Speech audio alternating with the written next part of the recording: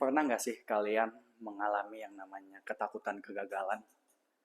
Saya pikir setiap orang pasti pernah mengalaminya. Mulai dari takut dalam dunia pekerjaan, pendidikan, bahkan dalam hubungan sosial pun kita pasti selalu takut. Coba saya ambil sebuah contoh di dalam hubungan. Di dalam sebuah pertemanan pasti seringkali ada yang namanya ketakutan kalau nanti akan musuhan dengan teman kita, kalau nanti tidak bisa bersama-sama lagi seperti sekarang. Atau mungkin coba kita ambil sebuah contoh di dalam sebuah pendidikan. Mahasiswa memiliki tanggung jawab untuk melaksanakan ujian tengah semester. Seringkali ujian-ujian yang ada di dalam ujian tengah semester merupakan ujian yang sangat sulit untuk dipahami dan dikerjakan. Ujian yang sangat sulit ini menyebabkan banyak sekali mahasiswa yang berpikir, bagaimana ya jika mereka nantinya gagal? Bagaimana jika mereka nanti mendapatkan nilai yang sangat rendah? Bahkan pola pikir ini sampai ke bagaimana jika nanti dia mempermalukan orang tuanya? Mindset-mindset yang seperti ini akan sangat mengganggu aktivitas kita sehari-hari. Mindset-mindset takut gagal ini adalah mindset-mindset yang akan menghambat kita untuk berkembang.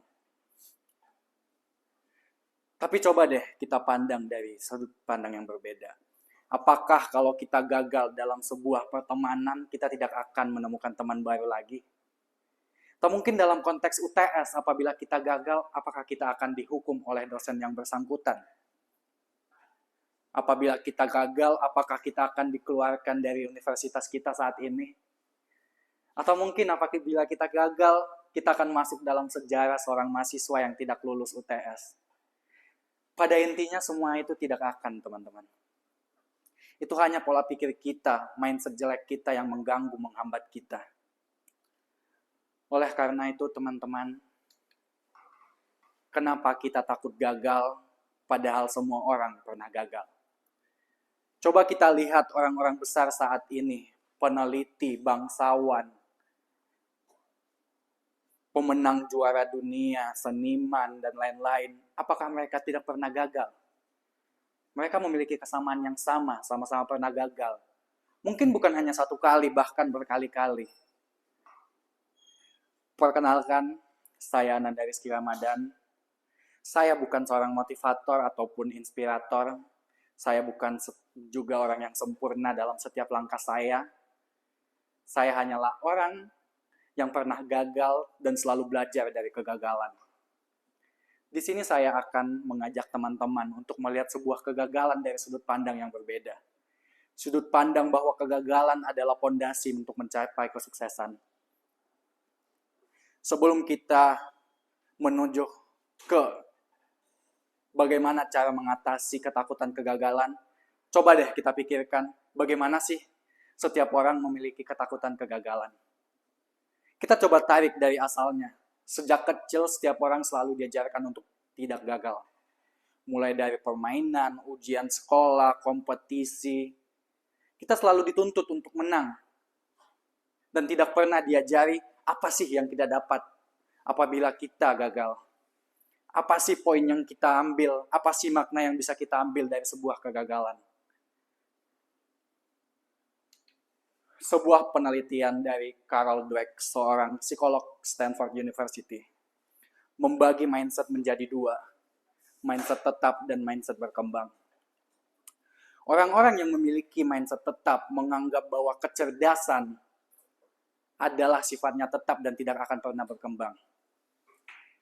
Orang-orang ini menganggap apabila mereka gagal, itu akibat kecerdasan mereka yang tidak cukup dan mereka menyerah di situ saja.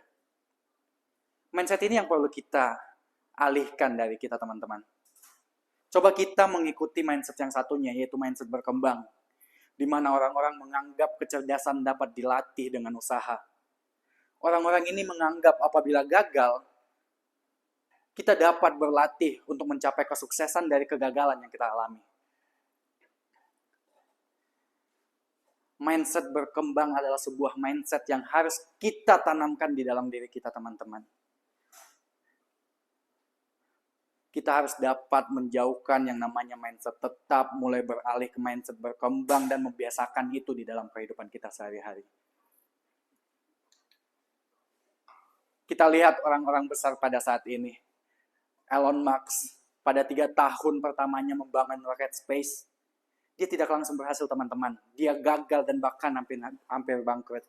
Tapi lihat sekarang, dia menjadi salah satu pemimpin besar luar angkasa di dunia. Dia menjadi pencipta mobil listrik yang saat ini namanya di mana-mana. Atau mungkin orang besar lainnya, Michael Jordan, seorang legenda NBA, yang dulunya sempat ditolak di tim sekolahnya. Apakah dia menyerah dengan kegagalan itu? Dia malah lebih giat berlatih mencapai kesuksesannya. Oprah Winfrey pernah dipecat dan dianggap tidak layak. Dianggap tidak layak, teman-teman. Tapi sekarang dia menjadi salah satu orang yang berpengaruh di dunia berita dunia. J.K. Rowling ditolak 12 penerbit. 12 penerbit, teman-teman. Dia sampai depresi pada saat itu. Tapi sekarang siapa yang tidak terinspirasi dari yang namanya Harry Potter? Siapa yang tidak mengenal Harry Potter? Walt Disney, seseorang yang dipecat dari surat kabar, yang sekarang menciptakan kerajaan Disney. Kerajaan yang menghasilkan penghasilan triliunan dolar buat dirinya. Dia belajar dari kegagalannya. Thomas Alva Edison, seorang peneliti, seorang ilmuwan, seorang penemu bola lampu listrik yang kita gunakan sampai saat ini. Dia bukan hanya gagal satu kali. Dia gagal 1000 eksperimen. Dia belajar dari kegagalan 1000 eksperimen dan mencapai kesuksesan sebagai ilmuwan, sebagai penemu. Dia bukan hanya belajar dari kegagalan dan menghasilkan keuntungan buat dirinya sendiri. Dia belajar dari kegagalan dan menghasilkan manfaat buat kita semua. Lalu, kembali saya bertanya, mengapa kita masih takut gagal?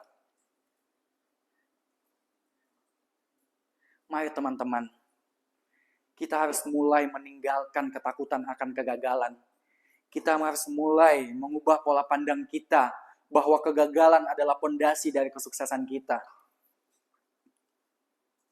Di sini saya mungkin akan memberikan beberapa langkah yang mungkin kita dapat diterapkan untuk menghindari ketakutan akan kegagalan dan merubah pola pandang kita terhadap kegagalan tersebut.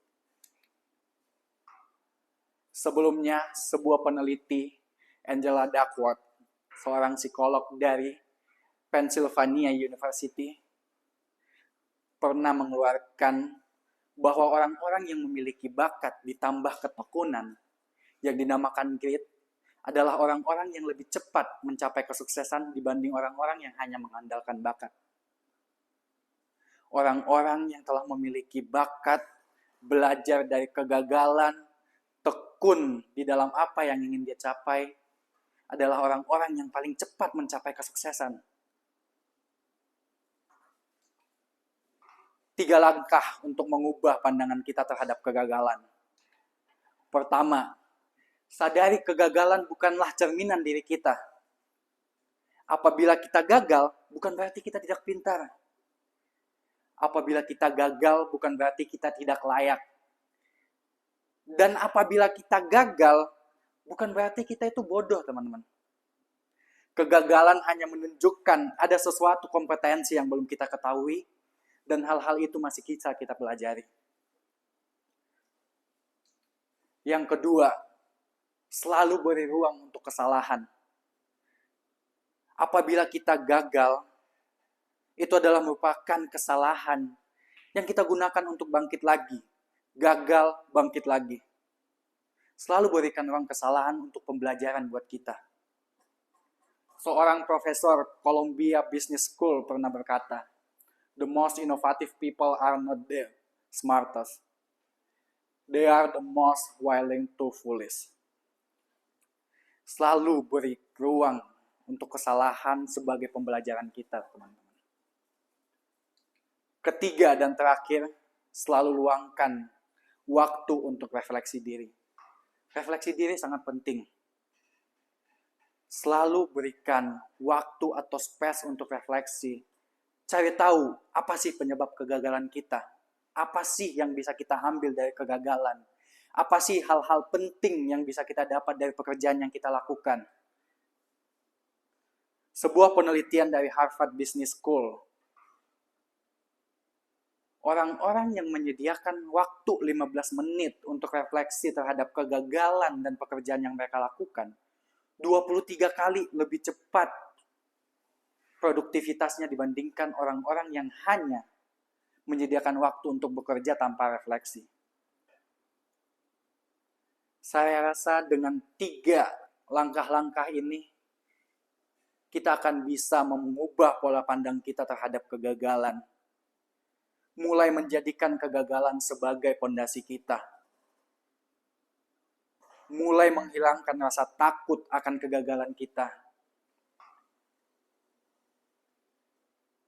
Sehingga nantinya kita dapat mencapai tujuan yang kita inginkan. Terakhir teman-teman, selalu beri waktu untuk mencoba, walau gagal bangkit lagi. Gagal lagi terus bangkit lagi. Tetap ingat, kegagalan bukanlah akhir dari segalanya, tapi pembelajaran yang dapat digunakan untuk mencapai apa yang kita inginkan.